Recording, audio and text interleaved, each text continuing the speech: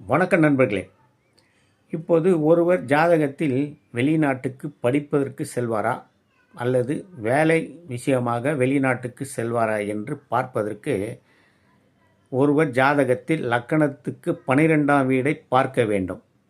இப்போது மேஷ லக்கணத்துக்கு 12க்கு உடைய அதிபர் குரு பகவானே.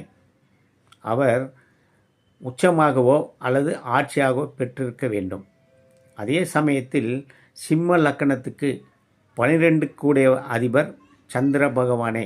அவர் ஆட்சியாகவோ அல்லது உச்சமாகவோ பெற்றிருக்க வேண்டும்.